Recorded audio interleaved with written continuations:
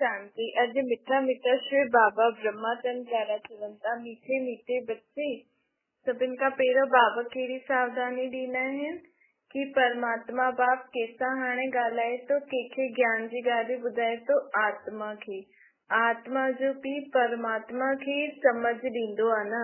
हर 5000 साल में हिकु बार अची करे परमात्मा कंहिंखे समझ ॾींदो आहे आत्माउनि खे। छो जी परमात्मा त खुद ही आत्मा है, त वो जेको माण्हू जहिड़ो हूंदो उन ओड़े हुननि सां ई त ॻाल्हाईंदो न। त परमात्मा सदैव निराकार ही रहंदी आहे। त जॾहिं हिन सृष्टि ते भल ईंदी आहे ब्रह्मा तन में त हुनखे त शरीरनि खे ॾिसण जी आदत कोन अथसि, छो जो वो खुद सदैव आत्मा रूप में रहंदो आहे न। त हिन करे परमात्मा बाप पाण खे बार बार स्मृति ॾियारंदा आहिनि कि मां तव्हां आत्माउनि सां थो ॻाल्हायां, पंहिंजे पाण खे आत्मा सम्झो। तव्हांजो घर परम धाम में अथव, तव्हां हिते पाठ वॼाइण आया आहियो। जीअं रोज रोज बाबा पाण खे स्मृति थो ॾियारे, हीअं पंहिंजो बि फर्ज़ आहे कि जेको परमात्मा एॾी महिनत थो करे त पाण बि सॼे ॾींहं में जॾहिं बि समय मिले अंदर मन में हिन ॻाल्हि खे पक्को करो, मां के आत्मा काथे रहंदी आहे, ब्रकुटी जे विच में। हिन शरीर सां मां पूरी पंहिंजो जीवन जींदी आहियां। मुंहिंजो पीउ आहे परमात्मा, मां रहण वारी आहियां परम धाम में। हाणे मुंहिंजो पीउ मूंखे समझ ॾियण आयो आहे। छो जी असां सभु छा थी विया आहियूं, बेसमझ। ॾिसो समझ कंहिंखे ॾिबी आहे, जेका बेसमझी हूंदा आहिनि न। सभिनि खां वॾी बेसमझी पाण कहिड़ी कई आहे कि पंहिंजे पाण खे शरीर समझी वेठा आहियूं, आत्मा खे भुलिजी वियासीं। सभिनि खां वॾी बेसमझी त इहे ई कई आहे। त अहिड़े बेसमझनि खे परमात्मा बाप हाणे समझ ॾियण आयो आहे कि तूं शरीर जे पुठियां केॾो भॼे थी, सॼो ॾींहुं शरीर ते ई थी ध्यानु ॾे, खुद जो त ध्यानु ॾे। जॾहिं तूं आत्मा सुठी रहंदी आहे, सुठा सोचदी आहे, सुठी तरीक़े सां निर्णय कंदी आहे, सुठी तरीक़े सां शरीर खां कर्म कराईंदी आहे, त तुंहिंजो शरीर बि सुठो तंदुरुस्त रहंदी।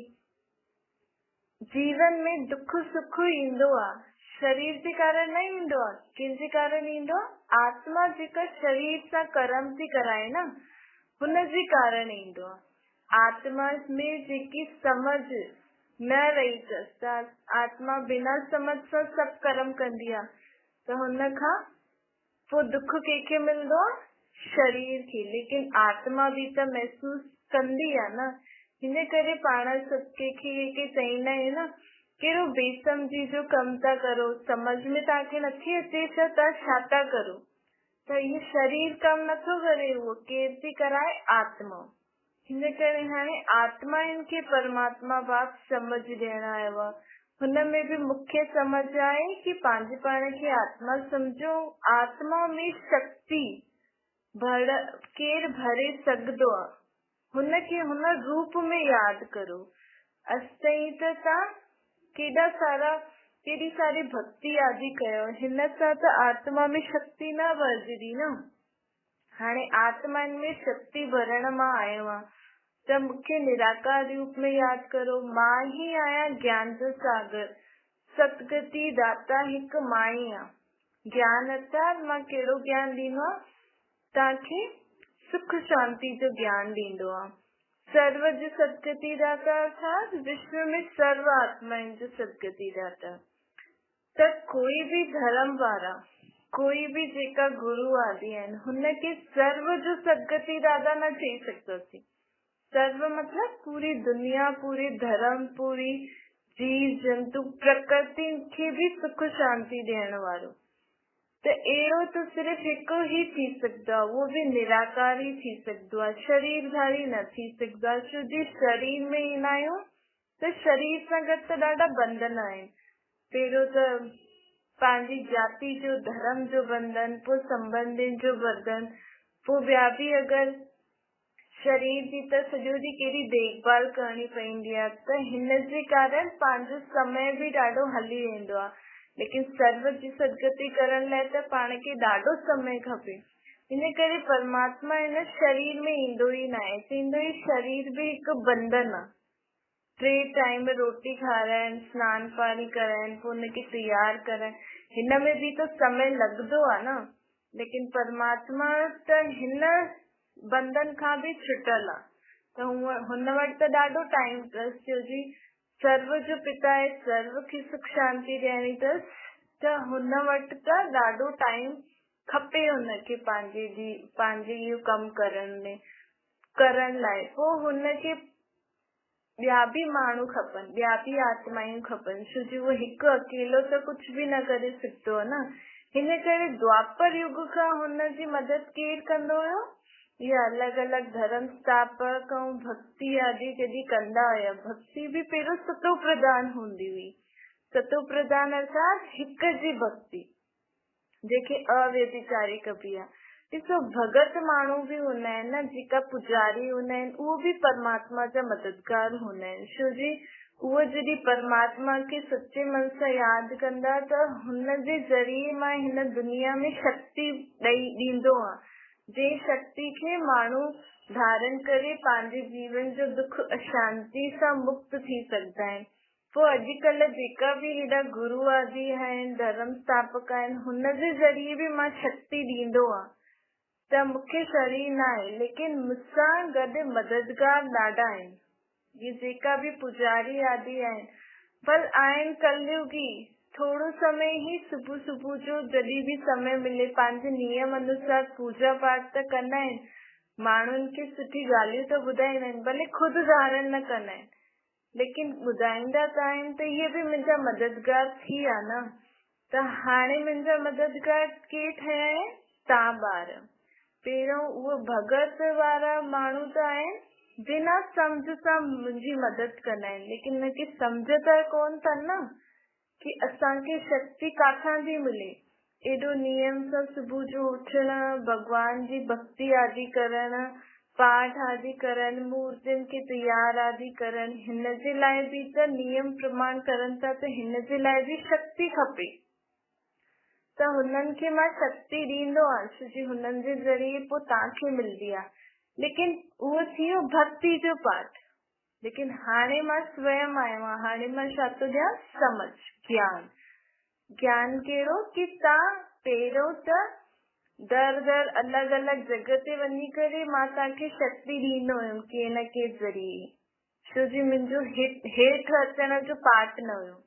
हाणे मां स्वयं हेठि आयो आहियां, चवां थो कि तव्हां हेॾे होॾे न भटको, हाणे कंहिंजे ज़रिए तव्हां पंहिंजी आत्मा खे शक्ति ॾियो, उहो न करो। हाणे तव्हां घर वेठे, काथे बि वेठे, कुझु बि कर्म कंदे मूंखे निराकार रूप में यादि कंदो त तव्हांजी सर्व मनोकामना, सर्व दुख शांति सां मुक्त थी वेंदव। छो जी हाणे डायरेक्ट बाप पंहिंजो आत्माउनि जे बाप पाण खे जागृति ॾिनी अथई कि मां तव्हांजो पीउ आहियां। पहिरियों मां गुप्त हुयमि, गुप्त अर्थात हाणे भी परमात्मा गुप्त आहे, लेकिन पहचान त आहे। पहिरियों ये पहचान न हुई, त हाणे पहचान मिली आहे, त हुन पहचान सां पाण हुनखे यादि करो।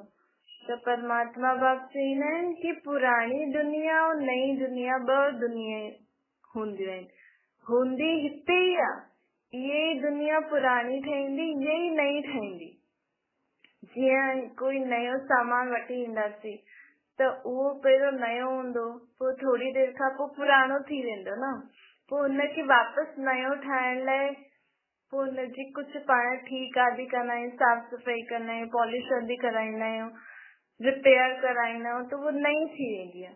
उहा ई दुनिया भी हाणे पुराणी थी वई आहे। त हिन पुराणी दुनिया खे ही नयो ठाहिण लाइ पाण खे हिनजी साफ़ सफ़ाई करणी पवंदी। स्टूल में साफ़ सफ़ाई न, झाड़ू पोछो, हिन रीति साफ़ सफ़ाई नथा चवनि। ये सभु साफ़ सफ़ाई त प्रकृति कंदी, लेकिन पाण खे हिते कहिड़ी साफ़ सफ़ाई करणी आहे? ये जेका बुराई जा, विकारनि जा, ये जेका बुरी बुरी ॻाल्हियूं जो दुनिया में फैलनि थियूं, कीअं थी फैलनि? हिक लाइट जे मुआफ़िक, जेकी नज़र नथी अचे, जेका संकल्प हिकदमि कंहिंखे भी कोई संकल्प आयो बुरे जो त पंहिंजे शरीर खे ख़तम करे छॾंदो आहे। त अहिड़ा जेका बुरा बुरा संकल्प हिन दुनिया में घुमनि था, जैसा माण्हुनि खे दुख तो मिले या शांति थी मिले, त हिन संकल्पन की पाण खे सफ़ाई करणी आहे, माण्हुनि जी सोच जी सफ़ाई करणी आहे, माण्हुनि जी सोच खे सुठो ठाहिणो आहे।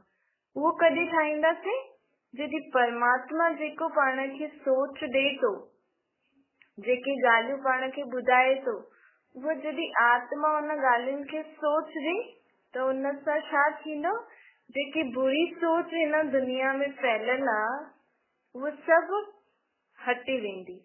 त इहे साफ़ सफ़ाई करणी आहे। कीअं साफ़ करणी आहे कि पंहिंजी सोच सां सुठो सुठो सोचतासीं त उन अनुसार पूरी दुनिया जी सोच सुठी थी वेंदी।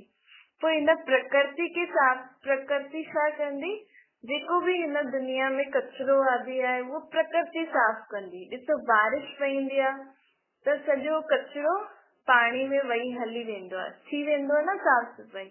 उहो ई अंत में भी एॾो पाणी भूकंप आदि ईंदो जंहिंसां पूरी सृष्टि साफ़ सफ़ाई थी वेंदी आहे। त पूरी सृष्टि जो जेको कचरो पाण खे नज़र अचे थो उहो सभु पाणी सां बहिजी वेंदो, ऐं थोरो कचरो पोइ धरती जे हेठां हली वेंदो। त हिन करे परमात्मा बाप चवंदा आहिनि, हाणे तव्हां मुंहिंजी मदद करो हिन सृष्टि जी सफ़ाई करण में। कीअं सफ़ाई, पंहिंजी सोच खे परिवर्तन करणो आहे। असां सोचो, असांजे सोचण सां छा थींदो, लेकिन जेकी सोच शक्ति हूंदी आहे न उहा एॾी शक्तिशाली हूंदी आहे। ॾिसो चवंदा आहिनि ब्रह्मा संकल्प सां सृष्टि रची। हाणे भी पाण चवंदा आहियूं न, जेको सोचंदासीं उहो ई त थींदोसीं, इन करे सुठो सोचो। त ईअं ई परमात्मा बाप चवनि था, तव्हां हिकु सुठो सोचो ऐं मूंखे यादि करे सोचो त तव्हांजी सोच में एॾी शक्ति हूंदी जंहिंसां धीरे धीरे तव्हांजे आसपास वारनि जी भी सोच सुठी थी वेंदी। हिकु परिवार जी सुठी थी, ॿिए जी, टे जी, मोहल्ले जी, पोइ धीरे धीरे शहर जी, धीरे धीरे पोइ हीअं वधी वधी करे पूरी दुनिया जी सोच शक्ति जेकी आहे उहा सुठी थी वेंदी। त इहे परमात्मा हाणे पाण खे ॿुधाइनि था, पंहिंजी सोच शक्ति खे परिवर्तन करो। भगवान त हिकु निराकार ई हूंदो आहे, लेकिन मुंहिंजी शक्तियूं, मुंहिंजा गुण तव्हांखे अलॻि अलॻि देवी देवता, गुरू आदि जे ज़रिए तव्हांखे मिलंदा हुया, लेकिन हाणे खुदि दुकानदार आयो आहे, दुकान जो मालिक आयो आहे। ॾिसो हिन दुकानदार जी दुकान ते पाण खे सुख भी मिलंदो, शांति भी मिलंदी, सर्व गुण, सर्व शक्तियूं, सर्व कलायूं, जो कुछ चाहियो तव्हांखे हिते मिल सघंदो आहे। त हीअ जेको दुकानदार परमात्मा बाप आहे, हिन पंहिंजी शक्तियूं, गुण आदि अलॻि अलॻि गुरू देवी देवताउनि खे, हिननि सभिनि खे ॾेई रखी। त हाणे हुननि वटि भी ख़तम थी वई आहे। जीअं कोई वॾी फैक्ट्री हूंदी आहे त फैक्ट्री दुकानदारनि खे ॾींदी आहे, पोइ उहो नंढनि खे ॾींदी आहे, पोइ हुतां गांव गांव माण्हुनि खे, शहर शहरनि सभिनि खे मिलंदो आहे। लेकिन अगरि सभिनि दुकानदार वटि, जेका शहर में दुकान आहिनि, हुननि वटि फैक्ट्री जो सामान अचे थो, लेकिन उहा एतिरी हुननि खे फैसिलिटीज़ कोन अथनि कि उहो सामान हाणे वठी सघनि। भई सामान रखण लाइ भी त पाण खे दुकान खपे, पोइ बेचण लाइ भी ॿिया भी खपनि, पोइ ॿिए गांव गांव ते पहुचाइण लाइ भी ॿिया भी खपनि। त हाणे परमात्मा वटि, वॾी दुकान वटि त सभु कुझु अथसि, लेकिन जेकी भी आत्मायूं हुननि खां वठी करे असांखे ॾियनि पियूं, हाणे हुननि में एतिरो तप न रहियो अथनि। अर्थात एॾी पहिरियों त सभु एकांत में वेही करे परमात्मा खे यादि कंदा, त परमात्मा पंहिंजी शक्तियूं, गुण हुननि खे ॾेई करे पाण गृहस्थी जेका हलाईंदा आहिनि हुननि खे ॾींदा हुया। लेकिन हाणे खुदि उहो ई गृहस्थी में फसी आहिनि, उहो ई वॾा वॾा घर आदि ठाहे करे वेठा आहिनि, दुनियादारी में फसी आहिनि। त मां कीअं शक्ति ॾियां तव्हांखे ॾियण लाइ? हिन करे हाणे मां स्वयं ई खुदि हिन धरती ते आयो आहे, ऐं जेको मुंहिंजी दुकान ते चीजूं आहिनि उहो मां तव्हांखे डायरेक्ट ई थो ॾियां। पहिरियों इनडायरेक्ट हुयो, कंहिंजे ज़रिए पाण खे सुख मिलंदो हुयो, कंहिंजे ज़रिए पाण खे शांति मिलंदी, कंहिंजे ज़रिए पंहिंजी मनोकामना पूरी कंदी। सम्झो तव्हांजो कोई गुरू अथव, तव्हांजे गुरू जे ज़रिए मां तव्हांजी मनोकामना पूरी कंदो हुयमि, लेकिन केरु कंदो हुयो? परमात्मा। लेकिन हाणे हुन गुरुअ जी आत्मा में भी एतिरी शक्ति कोन अथसि कि मां जेको हुनखे ॾियां थो उहो वठी तव्हांखे ॾे। छो जी अॼुकल्ह जी दुनिया जो वायुमंडल अहिड़ो थी वियो आहे कि कंहिं आत्मा में एतिरी शक्ति न आहे कि परमात्मा जी शक्ति खींचे सके मथां। हिन करे परमात्मा खुद ही हिन धरती ते आयो आहे। चए थो कि मूंखे त हाणे तव्हां सभु कंहिंजे बि ज़रिए तव्हां यादि न करो, सिर्फ़ मूंखे डायरेक्ट यादि करो निराकार रूप में, त तव्हां आत्माउनि जो दुख दूर थींदो। ॾिसो छो परमात्मा घड़ी घड़ी पाण खे चए थो, छो जी पाण जे मन जी जेकी दुख जी पुकार हूंदी आहे न, उहो हुन वटि पहुचेसि थी मथे, लेकिन हुनखे शरीर कोन अथसि न, पंहिंजी वो मदद करण चाहे थो। पंहिंजी दुख जी पुकार पहुचे थी त पीउ खे त लॻंदो न मुंहिंजा ॿार दुखी आहिनि, मां वञा। त हिन करे परमात्मा हाणे अची करे सभिनि खे थो चए कि हाणे सिर्फ़ हिकु ई उपाय आहे कि पंहिंजे पाण खे आत्मा सम्झी मूंखे यादि कंदव निराकार रूप में, त ई तव्हांजा दुख दूर थींदव। तव्हां केॾी रड़िया आदि मार्ग आहे न। ॾिसो कोई आराम सां सुम्ही पियो हुजे, तव्हां ॾाढो परेशान आहियो, हुनखे घड़ी घड़ी सॾु करो बार बार, त उथी करे तव्हांजी मदद कंदो न। इहे परमात्मा बाप चईंदो कि मां त आराम सां मथे परम धाम में वेठो हुयो, तव्हां ई एॾा रड़ियूं मारे मारे करे घंटा वॼाए वॼाए करे मूंखे सॾु था करो। हाणे मां आयो आहियां त जेको मां चवां थो उहो कंदा रहो, न त मूंखे घड़ी घड़ी ईअं पुकारो न। आत्माउनि जो घर त उहो महातत्व ब्रह्म महतत्व आहे जेको मथे न सूर्य चांद खां बि मथे आहे। ॾिसो ये आकाश तत्व नज़र अचे थो न, लेकिन हिन आकाश तत्व खां बि मथे, हुन खां बि मथे हिकु अहिड़ी जॻह आहे जो अखियुनि खां ॾेखारे में नथी ॾे, लेकिन हुते आत्माऊं निराकार रूप में आहिनि ई से। पोइ परमात्मा वापसी न ॾिसो रचयिता और रचना जे बारे में जेको बि मनुष्य तव्हांखे ॿुधाईंदा आहिनि उहो त सभु कूड़ आहे। छो कूड़ आहे? छो जी सभिनि खां वॾो कूड़ कहिड़ो पाण ॻाल्हाईंदा आहियूं कि मां शरीर आहियां, लेकिन तव्हां शरीर थोरी आहियो, मां त आत्मा आहियां न। त इहो परमात्मा चईंदा आहिनि सभिनि खां वॾो कूड़ तव्हां इहो ई ॻाल्हायो। कूड़ मतिलबु जेकी ॻाल्हि सच न हुजे हुनखे कूड़ चईंदा आहियूं। त इहा ॻाल्हि सच थोरी आहे कि मां शरीर आहियां, इहे सच आहे न कि मां आत्मा आहियां। त हाणे परमात्मा अहिड़ी अहिड़ियूं ॻाल्हियुनि खे पाण खे ॿुधाए थो जंहिंसां पाण खे पतो लॻंदो कि पाण केॾियूं असत्य ॻाल्हियूं अर्थात केॾा कूड़ ॻाल्हायोसीं। मां आत्मा खे मां शरीर चई छॾियो, ॿियो चई छॾियो कि सभिनि में ही परमात्मा आहे, बल्कि सभिनि मनुष्य में छा आहे, मनुष्यतम में हुननि जी आत्मा अथनि।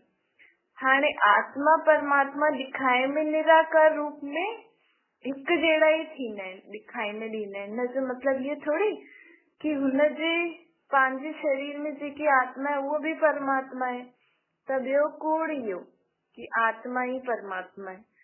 पोइ परमात्मा चई कि माण्हू चईंदा आहिनि कि सृष्टि जी आयु एॾी लंबी चौड़ी ॿुधाए छॾी अथनि, मनुष्य आत्माउनि खे जानवरनि में विझी छॾियो अथनि। इहा बि असत्य ॻाल्हि आहे, इहा बि कूड़ आहे। न त सृष्टि जी वायु एॾी लाखों वर्ष कोई सृष्टि हलंदी आहे। ॾिसो अञा त 5000 साल बि पूरा न थिया आहिनि, थोरो सो समय पियो आहे। हुनमें हिन सृष्टि ते केॾी सारी माण्हू वधी आहिनि कि खाइण पीअण लाइ हुननि खे चीज कोन अथनि, त लाखों वर्ष में त छा ई थी वेंदी आहे ऐं दुख केॾो वधी वियो आहे। त हाणे परमात्मा चवनि था कि हिन करे इहो कूड़ो खंड ठहियो आहे, अर्थात झूठ खंड, जाते झूठ ई झूठ आहे। त हाणे मां सचखंड जी स्थापना थो करां, जाते छा हूंदो, सच ही हूंदो। त हूअ सच ॻाल्हाइण वारी आत्मायूं, उहे सची आत्मायूं काथां वेंदियूं? हिन कूड़े खंड मां ई सचखंड में वेंदियूं। त कूड़े खंड में रही करे जॾहिं पाण सची ॻाल्हियूं ॿुधंदासीं, सच ॻाल्हाइण सिखंदासीं, सच्चा कर्म करण सिखंदासीं, सची सोच रखंदासीं, तॾहिं त पाण कूड़ियूं आत्मायूं सचियूं ठहींदासीं ऐं पाण सचखंड में वञण जे लाइक़ु थींदासीं। त इहे केर तो ठाहे सचखंड? सत्य बाप, जेको परमात्मा खे भगवान खे सत्य भी चईंदा आहिनि न, तो सत्य बाप हाणे पंहिंजे लाइ सचखंड जी स्थापना तो करे। त हुनजे लाइ पाण खे ॻाल्हियूं तो ॿुधाए। कहिड़ी ॻाल्हियूं? सच्ची सच्ची ॻाल्हियूं। सभिनि खां पहिरियों सच ॻाल्हि कहिड़ी ॿुधाई परमात्मा बाप? तव्हां केरु आहियो? आत्मा। ऐं ॿी सच्ची ॻाल्हि ॿुधाई कि मां आहियां भगवान। केरु हूंदो आहे? निराकार परमात्मा। परमात्मा आत्मा हिकु जहिड़ी दिखाए में ॾींदियूं आहिनि, लेकिन हिकु न आहे।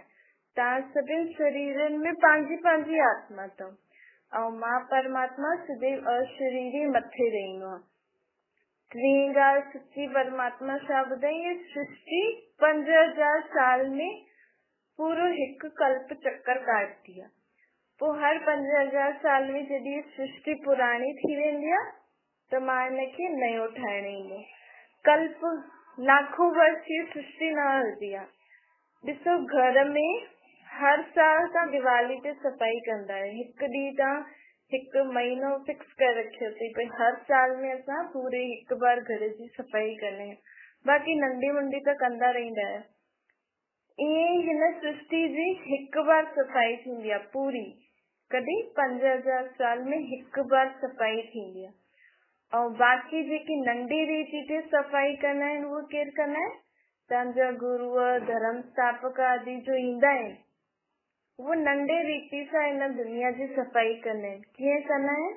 हिन दुनिया में जेकी बुराइयूं आदि धीरे धीरे वधदियूं वेंदियूं आहिनि, त उहो हिकु हिकु करे अलॻि अलॻि धर्म गुरू अची करे हिन दुनिया खे ॿुधाईंदो कि हीअं न करो, हीअं न करो, हीअं न करो। परंतु हाणे त ॾाढी सारी बुराइयूं, ॾाढा सारा विकार थी विया आहिनि। हिन करे परमात्मा हाणे आयो आहे और हिन सृष्टि जी सफ़ाई थो करे। अर्थात हिन सृष्टि ते पाण खे सच्चा कर्म, सच्ची सोच, सच्ची ॿोली कीअं ॻाल्हायूं, इहे सभु कराए थो परमात्मा बाप। पोइ बाबा चई कि ॾिसो, भक्ति खे राति चइबो आहे। राति में अंधियारो थींदो आहे त अंधियारे में कुझु नज़र न ईंदो आहे। ईअं ई भक्ति जॾहिं पाण करूं था, कंदा हुयासीं त हुन समय पाण खे कुझु सम्झ में न ईंदो आहे। जेको बि कंदा आहियूं या त हिन ईअं चई या हिन सां ईअं थींदो या असांजा वॾा करे आ, मतिलबु कुझु बि न पतो हूंदो आहे। त उहो छा थी वियो भई, जीअं त अंधियारे में कोई जाॾे थो चए कि हेॾे वञो त हली था वञो, त ईअं पाण भटकी वियासीं त दुख थी वियो। त हाणे परमात्मा पाण खे समझ थो ॾे। समझ सां आत्मा खे सभु कुझु सच्ची में समझ में ईंदो कि छा करण सां मूंखे सुख मिलंदो, छा करण सां मूंखे दुख मिलंदो।